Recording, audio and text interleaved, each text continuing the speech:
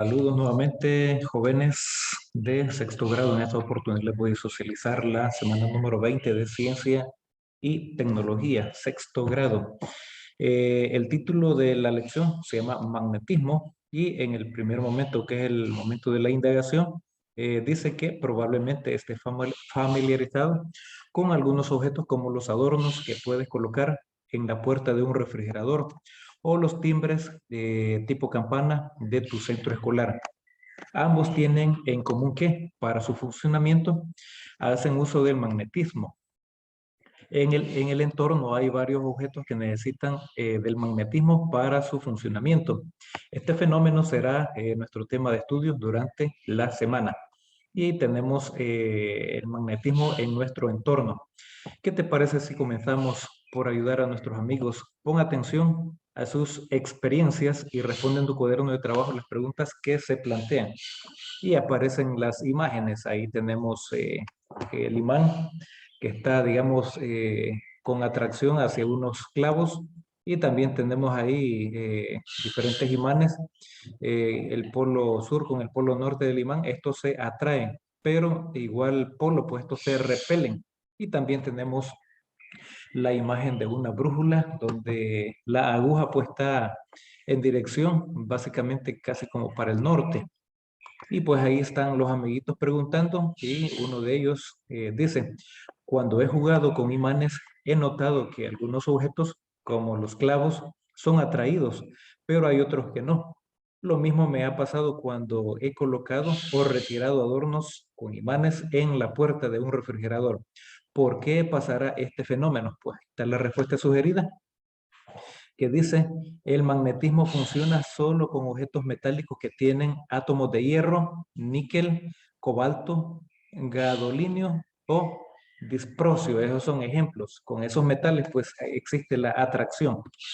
Luego también dice la otra personaje, ¿saben qué? Cuando acercas dos imanes, solo se atraen por uno de sus lados, dependiendo de cómo los colocas. A veces se pueden unir. Me ha pasado que al soltarlos, ellos solo se repelen porque los imanes se atraen o se repelen, se atraen los polos opuestos y hay repulsión con los del mismo polo. Entonces, por eso. Entonces, en la parte del magnetismo, pues si tienen el mismo polo, pues se van a repeler. Hay repulsión, pero si son del mismo polo o de los polos opuestos, pues entonces se van a atraer.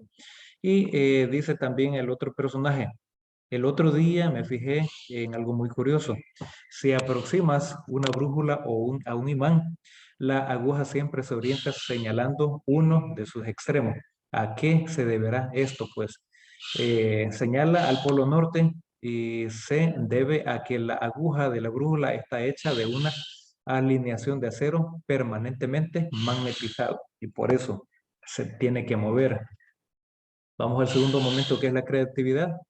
Y el magnetismo es considerado, este párrafo es bien importante que tomes nota en tu cuaderno de apuntes. Dice, el magnetismo es considerado un fenómeno físico que podemos identificar por la fuerza de atracción o repulsión sobre ciertos materiales. Si bien existe un mineral llamado magnetita, que es considerado un imán natural, en la actualidad existen materiales que en ciertas condiciones podrían comportarse como un imán. Polos magnéticos de un imán. Los imanes poseen dos polos, uno llamado norte con la L mayúscula y otro sur con la letra S mayúscula o su símbolo. Si ninguno de sus polos se encuentra identificado, podemos descubrirlo realizando el siguiente experimento. Y ahí tenemos los materiales a utilizar, dos imanes de barra, una brújula, limadura de hierro, dos hojas de papel bond, un lápiz. Y tenemos también el procedimiento. Pero fíjate que nuestro planeta produce un campo magnético comportándose como un gigantesco imán. Su origen se encuentra en discusión, pero se admite que es debido a la existencia de iones y material ferromagnético. Y ahí están los pasos a seguir en el procedimiento. Entonces, el número 1 dice, coloca un imán de barra sobre una hoja de papel bond, calca el imán sobre el papel. Bueno, ahí están los pasos, no le voy a dar lectura a todo, pero básicamente es esto. el polo norte del imán, pues básicamente la aguja esa la va a ir moviendo. Dice Nico, el personaje robótico, si acercas dos imanes, sus polos opuestos se atraen y los polos iguales se repelen. Y ahí pues tenemos las líneas magnéticas que dibujan, digamos, y que parten del polo norte hacia el polo sur. De esa manera se puede interpretar. Y básicamente pues también dice ahí que las líneas formadas se les conoce como líneas de campo magnético, parten desde el polo norte al polo sur. En el caso de la brújula señala hacia el polo sur. Entonces ahí está bien explicado. En el caso de la brújula señala hacia el polo sur. La aguja tiene que señalar hacia el polo sur. Ahora puedes colocar flechas donde parte y finaliza las líneas de campo magnético en el imán e identificar los polos norte y sur. Y ahí están los pasos, siguientes pasos a seguir. Pero en la número 8 dice, coloca limadura de hierro, observa y dibuja cómo se comporta el campo magnético cuando los imanes encuentran cerca o se encuentran cerca. Y pues la limadura de hierro figura como si es el campo magnético. Básicamente figura la orientación que va desde el polo norte hacia el polo sur del imán. Luego tenemos dominio magnético y pues aquí también te invito a que escribas el párrafo completo porque es información pertinente para tomar nota en tu cuaderno de apuntes. Todos los imanes naturales son permanentes porque nunca perderán el magnetismo, a menos que sufran un incremento de temperatura porque desalinea sus dominios magnéticos. Por otra parte, hay otros materiales que pueden convertirse en imanes bajo ciertas condiciones. Por ejemplo, cuando circula corriente eléctrica por un conductor eléctrico, los electrones en torno al núcleo crean sus propios campos magnéticos, es decir, son pequeños imanes. En la mayoría de átomos, estos pequeños imanes están emparejados, por lo que sus campos magnéticos se cancelan. Pero en materiales llamados ferromagnéticos, como el hierro Fe, el níquel, los electrones desapareados están en grandes grupos, favoreciendo que sus campos magnéticos apunten en la misma dirección. Entonces ahí pues se puede visualizar de forma gráfica los imanes, por ejemplo, tenemos el polo norte, el polo sur. Entonces esa línea magnética parte del polo norte hacia el polo sur. Así, de esa manera se comporta. En un imán, polo norte se representa con una letra N y el sur con la letra S. Ahí lo tenemos. Luego tenemos ahí construyendo un imán. Al frotar una aguja sobre un imán, podría generar un imán en la aguja. Otro tipo de imán fácil de construir es el electroimán. Aprendamos a construir uno. Ahí tenemos los materiales, una aguja y un clavo, un imán de barra, un portabaterías de y dos baterías AA, dos hojas de papel bond, tres clips, etcétera, etcétera. Luego también tenemos ahí en el código QR, también dice las líneas de campo magnético se unen en el polo opuesto del mismo o del otro imán, siendo del polo norte hacia el polo sur. Ahí lo tenemos. Procedimiento. Frota la aguja sobre el imán de barra por unos 5 minutos. Número 2, acerca la aguja a los clips. ¿Qué observas? Pues la aguja atrae a los clips. La aguja se ha imantado. Entonces ese proceso se le llama imantación porque de tanto estar frotando la aguja en el imán, pues el imán también tiene esa parte de que puede atraer ciertos metales y en este caso pues no la excepción, atrae a los clips. Luego, pues, están otros procesos por ahí, pero en la número 4 aparece la siguiente pregunta. Acerca el clavo a los clips. ¿Qué observas? Pues, se ha creado un electroimán. Coloca las baterías AA en el portabaterías, eh, etcétera, etcétera. Ahí en la número 7 también dice, vuelve a acercar los clavos a los clips y observa lo que sucede. Pues el clavo se convierte en electroimán y atrae a los clips. Entonces, básicamente, con esa corriente eléctrica que se genera ahí con ese clavo y con las baterías, pues también hay una fuerza de atracción. Básicamente un imán, se le llama electroimán. Luego dice el paso número 8, acerca un imán de barra e identifica los polos norte y sur del electroimán. ¿Qué pasaría si se invierte en la salida del portabaterías al electroimán? Pues lo que sucedería es que el polo norte sería el polo sur y el polo sur se convierte en el polo norte. Y ahí están los siguientes pasos que se deben de seguir. Pero en el número 3 se dice invierte la conducción del portabaterías en el espiral y contesta, ¿cómo se comporta la limadura? La respuesta la tenemos ahí arriba. Como si fueran las líneas del campo magnético del imán, así se comporta. Y en la siguiente pregunta dice, ¿cómo identificas hacia dónde se dirigen las líneas de campo magnético con los materiales que tienes a disposición? Pues ahí se invierten como si se dirige al polo sur. Digamos, la orientación se visualiza como que se va hacia el polo sur. Y en esa última dice, por la tendencia que se observa, eso que por deducción, digamos, se llega a determinar eso. Y Nico dice, al clavo enrollado de alambre se le llama núcleo. El núcleo es básicamente un amplificador del campo magnético creado por el alambre portador de corriente. Y la niña dice, Lisa dice, o sea que cuando la corriente eléctrica pasa por un conductor eléctrico, genera un campo magnético a su alrededor. Y es lo mismo que sucede también con el planeta Tierra. Comunicación, que es el siguiente paso del desarrollo de la guía, resuelve los desafíos. Procedimiento, observa la imagen de la derecha, ahí tenemos dos imanes, eh, básicamente como un carrito. ¿Cómo tendrías que colocar el imán para que el carrito acelerara hacia la derecha? Pues con el polo norte más cercano para que lo repele. Y al repelarlo, pues lo va a ir como empujando sin hacer contacto, por supuesto. Y más abajo en el número 5, el número 6 dice, ¿qué pasaría si el embobinado se desconectara de la batería? Pues la respuesta sugerida la tenemos arriba, porque el magnetismo lo dirige hacia el polo sur. Y ahí pues también tenemos, ¿qué pasaría si el embobinado se desconectara de la batería? Ahí lo tenemos. No ejercería magnetismo sobre la brújula, básicamente pues por lo mismo. Eh, al desconectarlo pues ya no tendría magnetismo. Luego, pues Lisa nos menciona nuevamente, yo aprendí que ciertos materiales pueden quedar imantados cuando se frotan contra un imán permanente.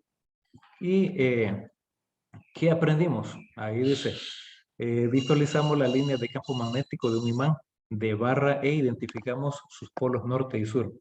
Para lograrlo utilizamos una brújula y limadura de hierro. Por convención, las líneas de campo magnético parten del polo norte y llegan al polo sur, así como sucede también en el planeta Tierra. Parten del polo norte al polo sur y pues están ahí esas líneas con ese dominio magnético.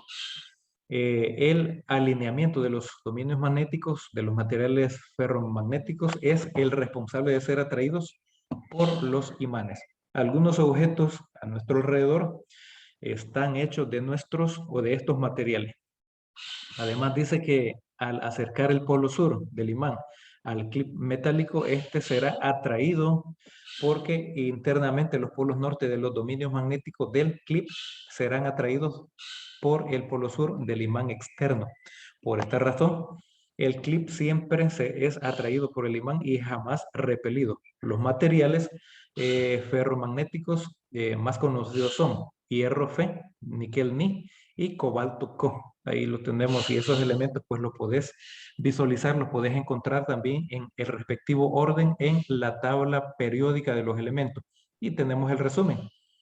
Las magnitudes básicas de la electricidad pueden medirse con un multímetro. Recuerda cómo hay que medir cada una de las magnitudes. Ahí tenemos la magnitud, la unidad, el símbolo y la conexión para medir.